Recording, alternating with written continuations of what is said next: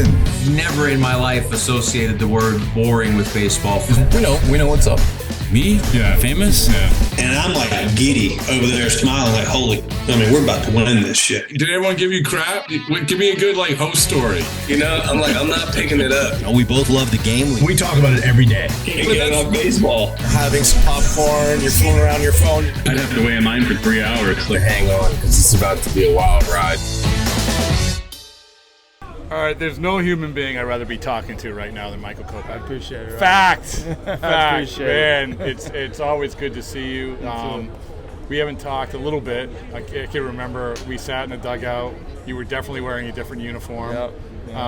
But even at that time, I'm like, I knew good things were coming.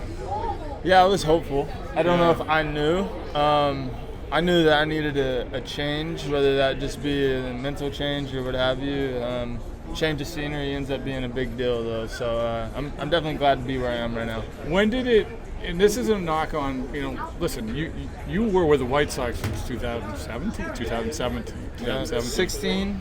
Like off-season 16, 17. Yeah. It's a long time, Yeah. and so sometimes this is literally what it is, right? It's just nothing against. Everyone's working hard. I have a lot of friends here.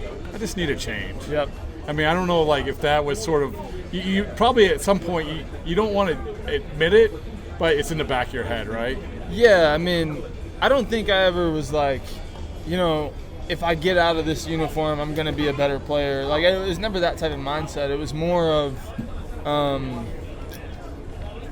I've been feeling this monotonous feeling of having a glimpse of success and then struggle, having a glimpse of success and then, repeating the same cycle over and over. And eventually, you lump everything into the same cycle. So the same spring training, the same, subpar season, everything becomes, kind of clouded in one. And I think that became my relationship with being a Chicago White Sox, so to speak. When you have the good times, because you had good stretches, man, and is it in the back of your head, looking back at it now, it's like, wow, it's good, but there's always something around the corner? I don't want to play amateur psychologist, but I mean, it kind of though. Yeah. I mean, it wasn't necessarily like I was expecting things to go wrong. It was almost like I had a death grip on the good things that were going on, and I so desperately didn't want them to leave that I started pressing harder, and then, the more you try, the worse you usually do in this game. It's a really finicky game that way. You have to go out there and compete, but more than anything, you have to play free. And if you're not playing free, you're going to get beaten down. When was besides now, when was the freest you felt? I would say probably 21 when I came back, because I felt like I came back on my own terms. I had opted out of 20. I had got my mind right. I had gone through some personal stuff. I got to spend a lot of time at home for the first time in a long time. And when I came back in 21, I felt pretty free. But, I mean, part of that, too, was playing winning baseball. That was the last time I was on a winning team. And, since then, I've been on 3 consecutive losing teams until I got over here, and now I feel that way again. So it's really the chicken or the egg conversation. Do I feel free because we're playing winning baseball, or do I feel free and that's helping me play successfully? But either way, I think they do go hand in hand. It's funny you mentioned it. Again, I did not mean to, I don't know what I'm talking about. But so I'm doing a book with Daniel Bard. Yeah. And the premise of it is that he was at the height of heights. You were probably too young. I mean, you were in elementary school when he was throwing 100 and nobody was throwing 100. Yeah, right. But still, he's throwing 100, doing really well, and then he gets the yips. And then for 7 years, he's chasing because he knows how awesome it is to feel how the awesomeness. Yep. Right. And believe me, I saw you way back before the White Sox being awesome. Yeah. So that's the thing though. You know what it's like to be awesome. So you're probably always chasing that, right? For sure. Yeah. I had a glimpse of super prospect status coming up that you saw, and that was it put these pictures or ideas in my head about how great the future could be for me, and in a way that hindered my progress because I was always chasing a version of myself that I didn't really know instead of just going out there and being myself as authentically and as well as I could be. And I think part of me is getting back to that just now, some 10 years later. But like I said, it's a real finicky thing that we do when we're out there playing, trying to find that flow, so to speak. But that's a part of it.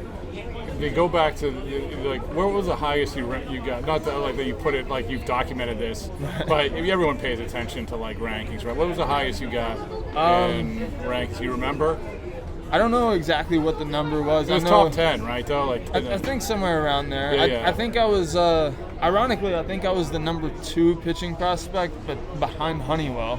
You were? I think I didn't know something like that. Oh. Yeah, because we were both in, actually all 3 of us, him, I, and Jack Flaherty, were in the Futures game here together. In Miami. Yeah. So that was the last I really remember the ranking stuff. I think it was something. And the reason I bring that up is because I've talked to guys. I just talked to Jackson Holiday about this. Yeah. Like it's a blessing and a curse. Actually, for sure. right? I mean, it's like you don't want to pay attention to it. It's no big deal. It's when you're out there, nobody. But it's not how the other team's viewing it. It's how you're viewing yourself. Absolutely. That you're being told, hey, you got to be that, right? For sure. A part of it, like you said, it's a blessing and a curse. A part of it's helpful. You don't have to try to find confidence in yourself because everybody's so confident in you. That's helpful, right? But then after a while, it's like, if I don't live up to these expectations or whatever, like all the noise that comes in the background. And you're young. I mean, like you're young when this is happening. Yeah, for sure. It's not for like, sure. How old are you now? 28. Yeah, but if you were 18, 19. Yep. It's 10 years ago. Yep. And almost the naivety in me at that age was helpful too. Like I didn't really understand the pressures until I actually had to live out the pressures, and then it was like, oh, I need to be this, which just became a distraction to my actual performance. Is like, when was that? The trade? Does that mean like was that? I think it was maybe not the year after I was traded, maybe the following year, because I knew I was getting a little bit closer to the big leagues, and I went through a little bit of the whys, in AAA, but. Bouncing back from that, coming back from that, it kind of got my mind right, got me ready to compete again.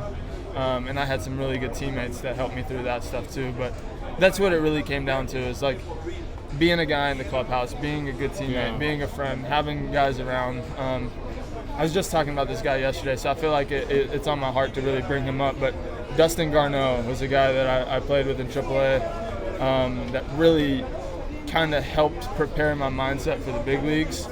And then I only had a glimpse of like a cup of coffee right after that, and then I sat for 2 years without playing in the big leagues. But I'll always cherish that little bit of time I had with him, because I think it helped prepare me. I was literally going to ask you like who was the guy. Like, yeah, because there's always someone who's like sticks, Yeah, he was incredible for me. I mean, he ended up being a guy that just was like, look, throw the ball with conviction through me.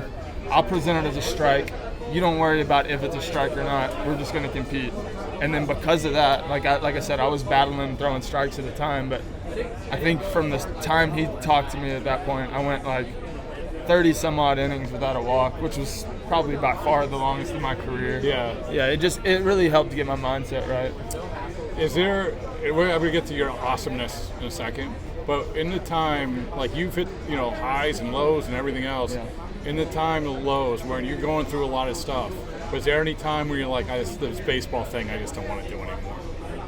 I mean, you're young, and like I'm not saying, but even I've talked to guys that even in their 20s who are like, it's just a lot of stuff wears you down, right? In the minor leagues, I think I went through a lot more of that. The early setbacks, the broken hand and all that. When I was with the Red Sox, that was stuff that was tough for me to really battle. Once I got to the big leagues, it's just the struggles were brutal because I wanted to have success. I wanted to win, and I wasn't helping the team win. But I found out years ago, after feeling like I might not want to play, that I still really love this game. Yeah. I don't like all the chaos that comes with it a lot of times, but I truly love this game, and nothing ever nothing's going to make me want to walk away from it other than, if it's that time. Well, hopefully I'm nowhere near that. No, listen, you're not. Listen, but when you're that good at something, it's also it's a lot of fun. It's fun winning. It's fun being good. So as this year is going on, I don't know if they talk to you, if the White Sox talk to you, if you and you've probably been asked this before, but as it's just sort of leading into it, if you have an idea what's coming down, if you thought you were going to get traded, what was that like? Yeah, I don't know if I expected it early. When I got moved to the bullpen, I thought that might have been a sign that it could be on the rise. Just because I knew that my value as a starter was kind of taking a dip with the struggles that I had the past couple of years. And then with my velo coming back and going back to the bullpen, I knew I could be valuable in the bullpen for a team that was competing. Once the woes started to come with the White Sox, I kind of felt it on the rise. I didn't really know if it would happen or not, but I knew it was a possibility. And then, once it started getting close, it started feeling more. Where were you when I always like to ask that. I was on the way to the park. You were? I was headed in. Honestly, I was about 15 minutes away, and Chris Getz gave me a call and told me, he's like, "Hey, it's not official yet, but I'm moving." Okay, so when you hear Dodgers, what's the first thing? Like, it doesn't winning it. But you live in LA. You live in. I live in Texas now. No, but you have yeah. I stayed in LA. So I don't know if it's like, I get to go back to this restaurant. I don't know. Like, what's the first thing that goes through your head? I don't really think too much about the city because, to be honest, I don't get to explore the cities very much. Yeah. I kind of wake up and I go to the park, and this is where I spend most of my time. But reuniting with Joe, reuniting with some guys I played with here and there in the past, but also knowing what kind of team this was. MVP, All-Star. Like, I knew it could be really special, and I just wanted to contribute. And so getting over here, there was a little bit of nerves and excitement, but it was more so excitement than anything. So, there's certain teams where you ask, like, how do they do this? Like Tampa, we've gone through, like, what's the secret sauce? And they're like, throw the ball over the plate for strike one, right? Right. But, we've obviously had Brazier on a bunch, and he, his story from a year ago. So the Dodgers are one of those teams that sort of are able to get the most out, and I don't know what it was. Like, what was that development progression like for you when you got to the Dodgers? What did they say to you, and what have they implemented with you? To be honest, it's been more of just them telling me, your stuff is really good, trust your stuff. For a minute, there was, we had talked about, mixing in more breaking balls, and that's still a topic of conversation. But the main difference has been throwing everything with conviction. My fastball usage has kind of varied this season, but it's back up pretty high right now. And just throwing my fastball with conviction, trusting that it's going to be hard for guys to really do damage with, has made a huge difference for me.